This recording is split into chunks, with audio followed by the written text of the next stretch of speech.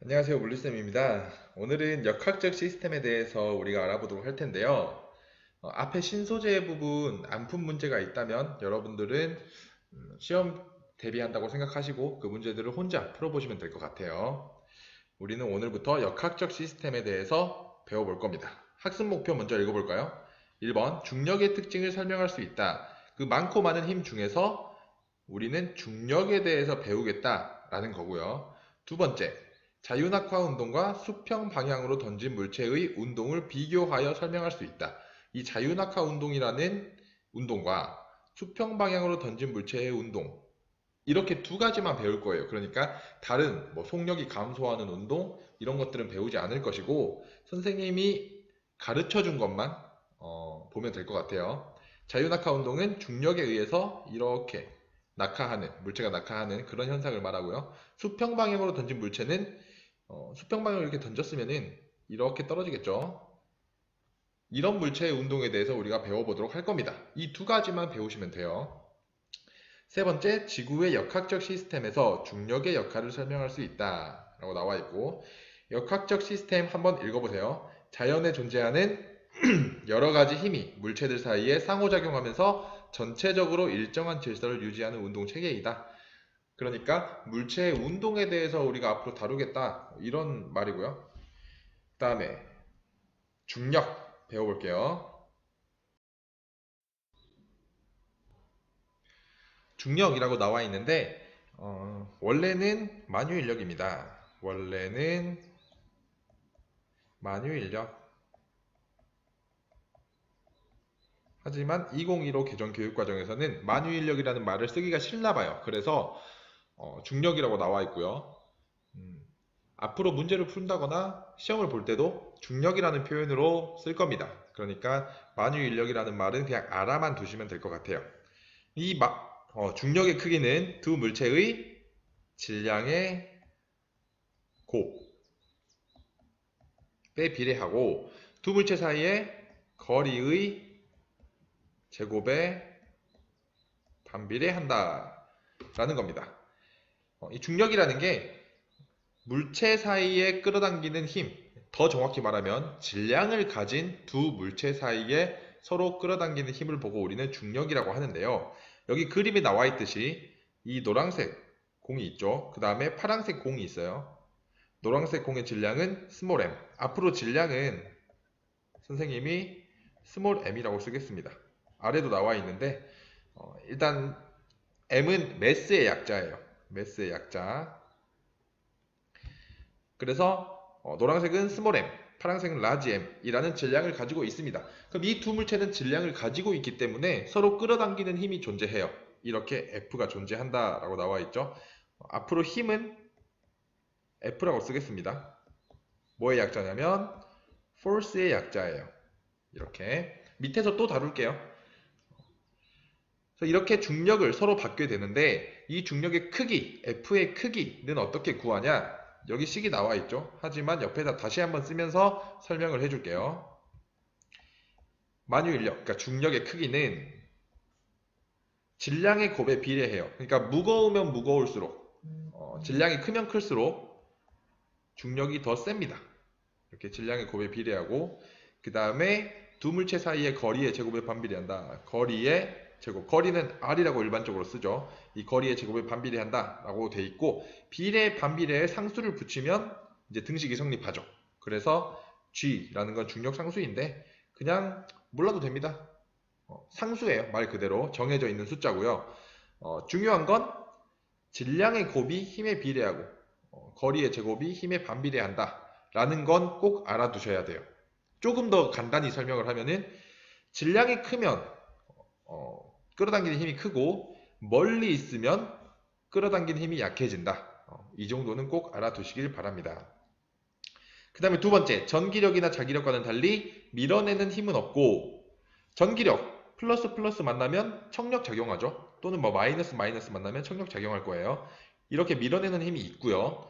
자기력 N극 N극 만나면 청력 작용하죠. S극 S극 만나도 청력 작용해요.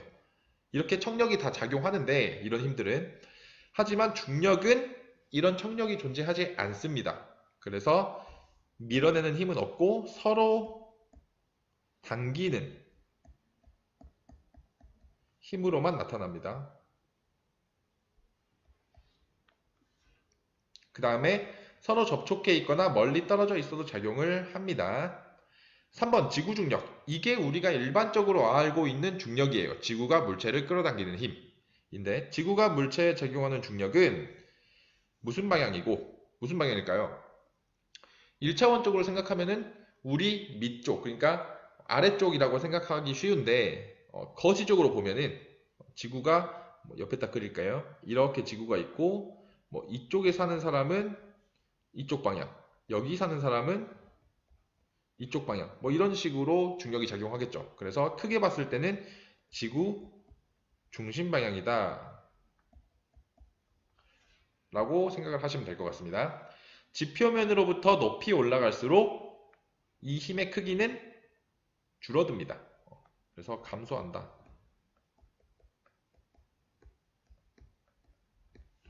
라고 적으면 되겠네요. 감소한다, 낮아진다 이런 식으로. 그 다음에 질량, 무게. 이 질량과 무게의 차이점에 대해서 여러분들이 또 정확히 아셔야 되는데 질량은 물체의 고유한 양입니다. 어딜 가도 변하지 않아요.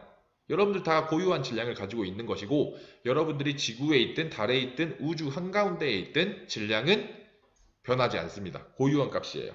그래서 장소에 따라 변하지 않으며 단위는 킬로그램을 사용한다. 이게 질량이고요. 무게. 무게는 앞으로 W라고 쓸 건데 W는 뭐의 약자일까요? weight의 약자입니다.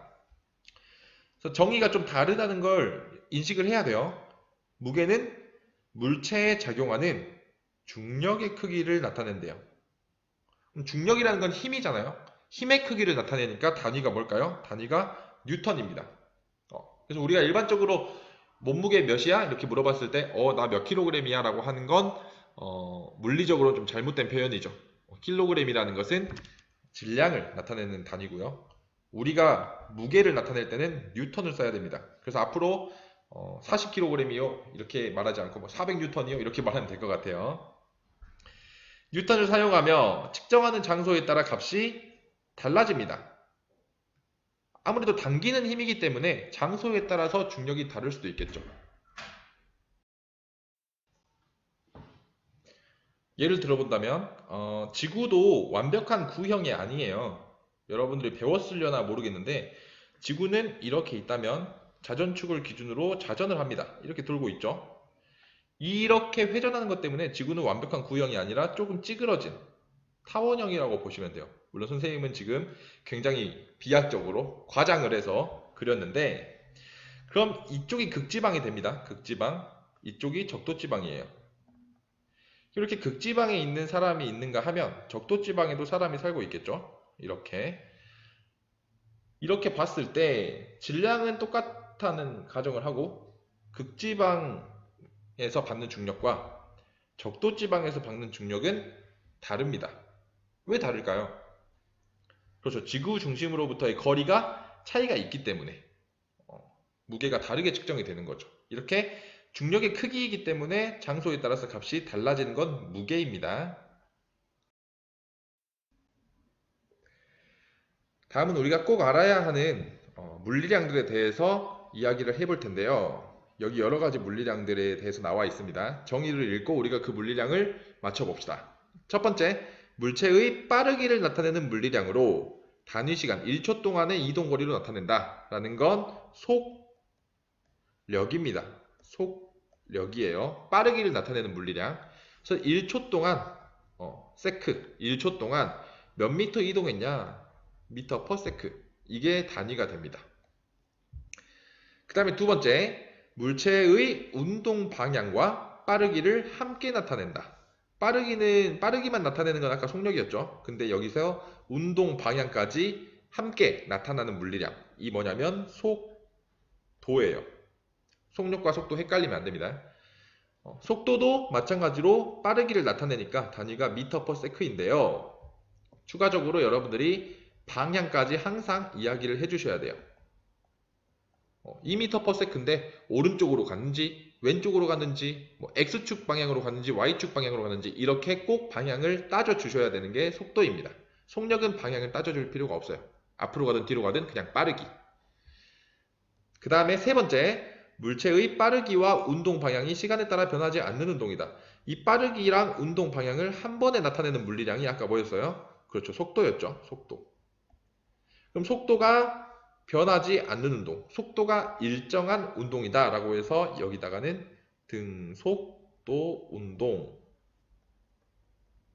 적으면 되겠네요. 그 다음에 네 번째, 물체의 속도가 시간에 따라 변하는 정도를 나타내는 물리량이다 라고 했는데 아까는 속력을 정의할 때는 단위 시간 동안 시간에 따라서 변하는 거리를 따졌다면 여기서는 시간에 따라서 변하는 속도를 따지는 거예요. 그러니까 속도가 변한다 라는 개념이죠. 1초 동안 속도가 얼마나 변했냐 라는 걸 정의하는 물리량은 가속도입니다. 가속도. 이 가속도는 앞으로 A라고 쓸게요. A는 acceleration의 약자입니다. 몰라도 됩니다. 이거의 약자예요. 물체의 속도가 시간에 따라 변하는 정도를 나타내는 물리량이다. 그래서 가속도를 구하는 공식이 이렇게 나와 있고요. 가속도는 걸린 시간분의 속도 변화량. 1초 동안에 속도가 얼마나 변했냐 라는 거야. 그래서 단위를 따져보자면 1초, 분모에는 초가 나오죠. 그 다음에 분자에는 속도 변화니까 속도의 단위가 나오겠죠. 미터 퍼 세크가 나와요. 그래서 이거를 계산해보면은 분모에 이거 두 개가 가서 S제곱, 그 다음에 분자에는 M만 남겠죠. 그래서 우리는 가속도의 단위를 미터 퍼 세크의 제곱이라고 씁니다.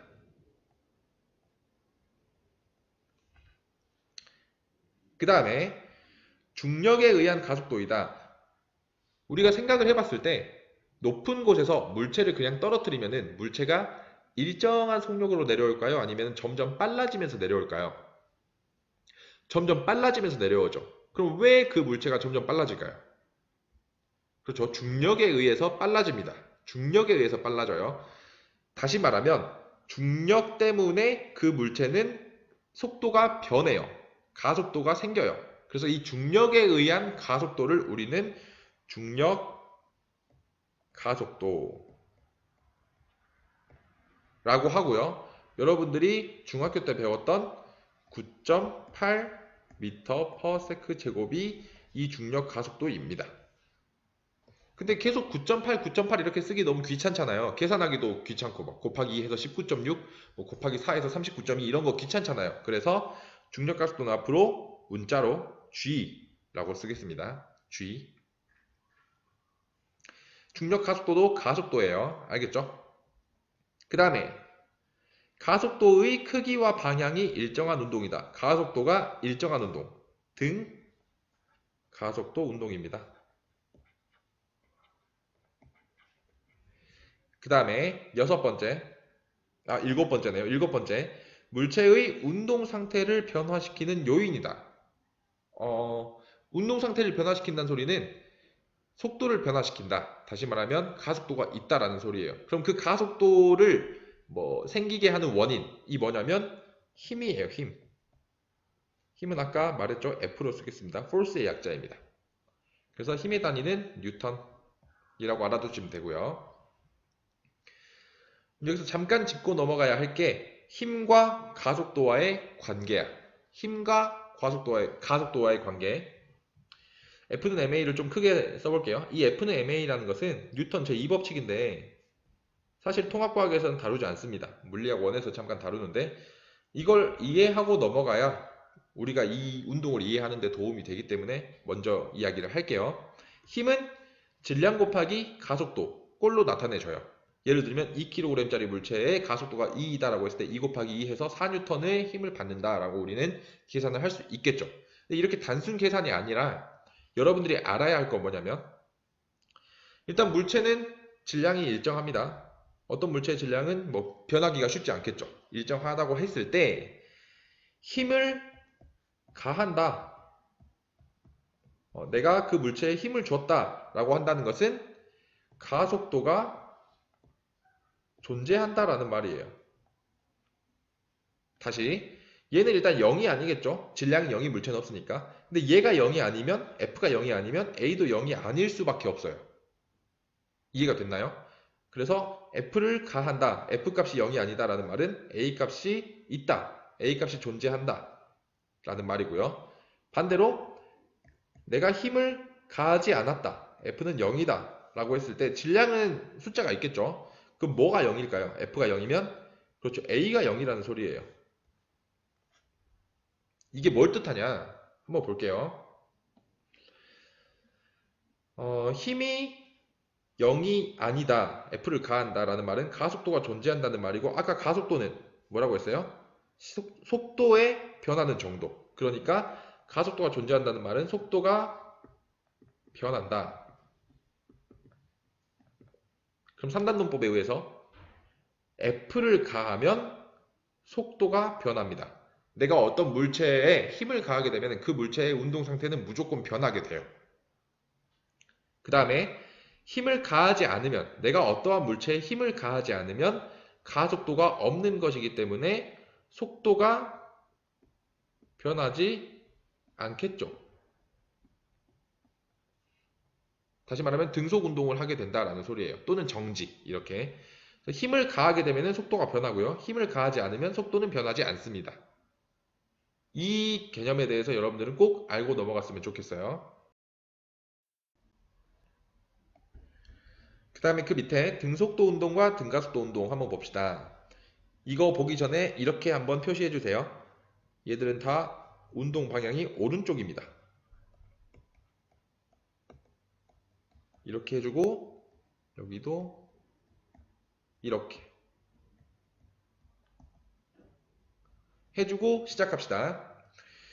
운동 방향이 오른쪽이에요. 근데 이건 같은 시간 동안 찍은 거야. 예를 들면 1초 동안 찍었을 때 1초마다 찍었을 때 공이 여기 있다가 여기 있다가 여기 있다가 여기 있다가 이렇게 된다고 가정을 합시다. 그렇게 봤을 때 1초 동안 얘는 이동한 거리가 계속 똑같죠? 똑같아요. 1초 동안 이동한 거리가 같다라는 말은 속력이 같다라는 말이겠죠. 속도가 같다. 그래서 이건 등속도 운동입니다. 등속도 운동은 속도가 일정한 운동이고요. 단위 시간, 그러니까 1초당 이동하는 거리가 일정하죠. 뭐 일정하다, 같다 이렇게 쓰면 될 것 같아요. 그 다음에 물체에 작용하는 힘이 있을까요, 없을까요? 아까 여기서 설명을 했죠. 물체에 작용하는 힘이 그렇죠, 없습니다. 물체에 작용하는 힘이 없어야지만 등속 운동을 할 수 있는 거예요. 그 다음에 옆으로 가서 운동 방향이 오른쪽인데 처음 1초 동안은 이만큼밖에 못 갔어요. 그 두 번째는 이만큼, 세 번째 이만큼, 세 번째 이만큼, 다섯 번째 이만큼. 점점 1초 동안 이동하는 거리가 증가하네. 이 말인즉슨 점점 속도가 빨라진다라는 소리예요. 이게 일정하게 속도가 빨라지는 걸 우리는 등 가속도 운동이라고 합니다. 물론 이걸만 보고는 우리가 가속도가 일정하다라는 걸 정확히 판별을 할 수는 없지만 그냥 등가속도 운동이라고 가정을 하고 볼게요. 그럼 등가속도 운동이라면 가속도가 일정한 운동이고요. 그럼 단위 시간당 이동하는 거리가 어떻게 되고 있어요? 1초 동안 이동하는 거리가 증가하고 있죠. 증가한다. 그 다음에 물체에 작용하는 힘이 있어야 할까요? 없어야 할까요? 있어야겠죠. 있어야 됩니다. 그래야 속도가 변하기 때문이에요. 여기까지 이해가 되셨나요?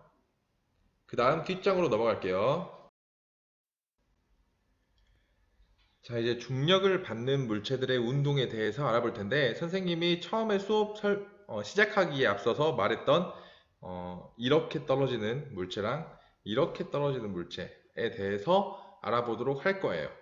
일단 A는 어떤 상황이냐면 내가 높은 건물 위에서 물체를 그대로 떨어뜨렸을 때 발생할 수 있는 그런 운동입니다. 제일 처음에 속도는 0이에요. 내가 아래로 패대기 친 게 아니라 그냥 살짝 놓았기 때문에 제일 처음에 속도는 0입니다. 그러면 얘는 중력을 받으면서 다시 말하면 중력 가속도에 의해서 등가속도 운동을 하게 되는데요. 아래쪽으로 여기 칸을 보게 되면은 쇠구슬 A의 시간 구간에 따른 칸수, 이동거리를 구하여라 라고 되어 있죠. 이걸 한번 채워볼게요, 같이. 선생님이 이렇게 시간 간격, 같은 시간 간격으로 한 번씩 사진을 찍었다고 생각을 하면 좋을 것 같아요. 그래서 0초, 이때가 0초, 1초, 2초, 3초, 4초, 5초입니다. 그럼 0초부터 1초까지의 구간에서는 물체가 몇 칸 움직였는지를 적으면 돼요. 0초부터 1초까지는 물체가 이렇게 한 칸 움직였죠. 작은 눈금 하나가 한 칸입니다. 그래서 한 칸 이렇게 쓰면 될 것 같고요. 그 다음에 다음 1초부터 2초 구간, 여기는 3칸 움직였죠. 그래서 3칸. 그 다음은 세어보면은 5칸. 그 다음은 7칸. 그 다음은 9칸. 이렇게 움직인 걸 알 수 있을 거예요. 그럼 여기서 우리가 이걸 해석하는 데 있어서 봅시다. 같은 시간 동안 이동거리가 점점 증가하죠. 얘는 1초에 1칸, 얘는 1초에 3칸, 얘는 1초에 5칸, 얘는 1초에 9칸.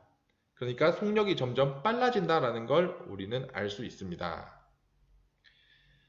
그 다음에 B 같은 경우는 선생님이 이 운동을 기술하기에 앞서서 하나 설명을 할 텐데요.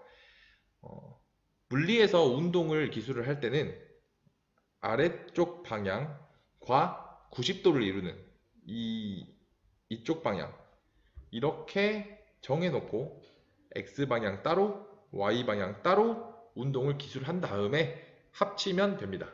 이게 무슨 소리냐면은 이 B라는 애는 오른쪽으로도 움직이지만 아래쪽으로도 움직이고 있잖아요. 이렇게 가는 거 보니까 오른쪽으로도 움직이고 아래쪽으로도 움직이는 그런 상황일 때는 오른쪽 따로 아래쪽 따로 봐주라는 얘기죠. 일단 아래쪽부터 볼게요. Y축부터. B는 Y축 방향으로 어떠한 운동을 하냐면 B는 내가 오른쪽으로 던졌어요. 이렇게 오른쪽으로 처음에 던졌습니다. 속도가 오른쪽으로. 속도는 V라고 일반적으로 씁니다. 그러면 아래쪽으로는 처음 속도가 없는 거죠. 아래쪽으로는 처음 속도가 0입니다. 정지 상태에서 출발을 하는 거고요. 그 다음에 아래쪽으로 중력을 받으면서 움직이죠. 그러면은 아래쪽 운동만 봤을 때는 이 A의 운동과 동일한 운동을 하게 돼요. 보면은 여기서 한 칸 내려가서 1초, 그 다음에 3칸 내려가서 3초, 그 다음에 5칸 내려가서 5초, 그 다음에 7칸 내려가서 7초, 그 다음에 9칸 9초. 이런 운동을 하게 됩니다. Y축 방향으로는. 그 다음에 X축 방향을 보면 돼요. X축 방향은 선생님이 따로 힘을 주지 않았죠. 그쵸? 힘을 안 줬고 중력도 아래 방향으로 작용하기 때문에 X축 방향으로는 작용하는 힘이 없어요. 그리고 아까 우리가 배웠다시피 작용하는 힘이 없다면 속력이 변해요? 안 변해요? 안 변하죠. 그쵸? 안 변하기 때문에 처음 속도 그대로 갑니다. 그러면은 0초일 때 여기 있었는데 1초일 때 여기 가 있는 걸 봐서는 몇 칸이에요? 하나, 둘, 셋, 넷, 5칸. 5칸 앞으로 갔네요. 그럼 이 5칸, 1초당 5칸이 계속 유지가 돼야 된다는 소리예요. 속력이 변하지 않으니까. 그럼 1초 후에 5칸, 2초 후에 또 5칸, 3초 후에 또 5칸.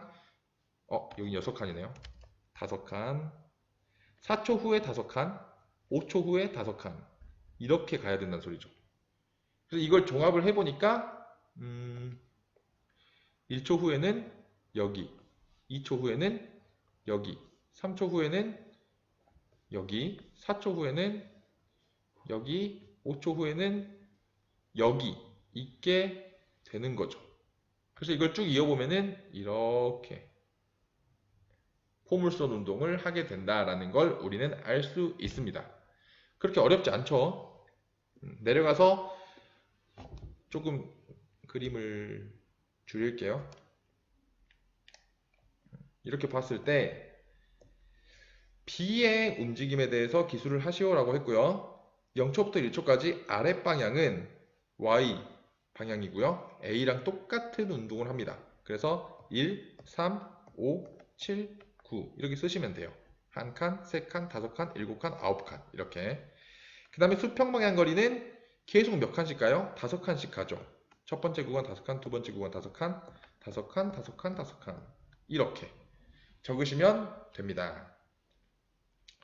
이 두 운동만 통합과학에서는 배우기 때문에 다른 운동, 예를 들면 뭐 내가 던져 올린 운동, 그러면 얘는 올라가면서 속력이 줄어들다가 0 되고 되돌아오는 뭐 이런 운동이나 아니면 속도가 점점 감소하는 운동, 이런 운동에 대해서는 여러분들은 알지 않으셔도 돼요. 선생님이 가르친 것만 시험에 낼 거고 이것만 교육 과정에 해당되는 내용이기 때문에 굳이 다른 운동까지 여러분들이 해석하면서 물리에 대한 스트레스를 받고 그러지 않았으면 좋겠습니다. 여기까지는 굉장히 쉽잖아요. 따라올 수 있겠죠? 오늘 수업은 여기까지 하고요. 혹시나 이해가 안 된다거나 하면은 선생님이 이것도 유튜브에 올릴 테니까 시험 대비하는 용으로 한번 봐주시면 좋겠습니다. 고생하셨습니다.